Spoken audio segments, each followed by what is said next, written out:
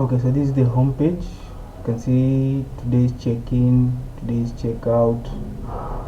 This is the booking calendar. This is the apartments calendar.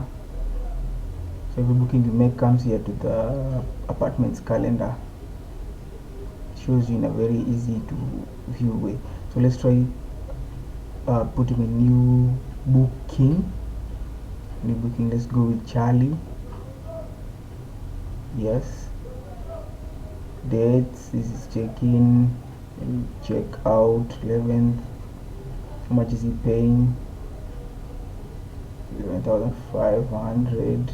Total is there, number of nights as well. Then you can leave a note, fully paid, maybe special requests, such kind of stuff. Yeah, then we save. The booking is successfully saved.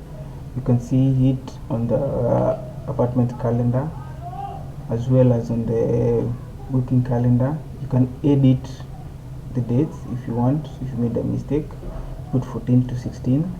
You see it has changed, it has moved down.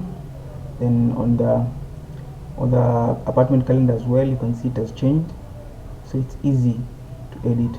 Now let's check the financial report. You can see let's say this month, this is what we already have. Those who have checked in, confirmed.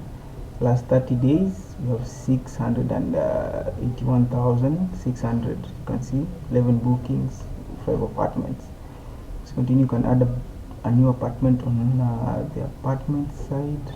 Let's put Amboseli. For bedroom 9, capacity 9, then number of beds we have 5, then location is Sunset Paradise. Yeah, holiday homes. Then you can add it. It will come the new apartment. Then when we go to the apartments, you have to refresh for it to come. There's a button up there. You see we have nothing on Amboseli, so we have to add a new booking. If we have a booking for that apartment, let's do the new booking.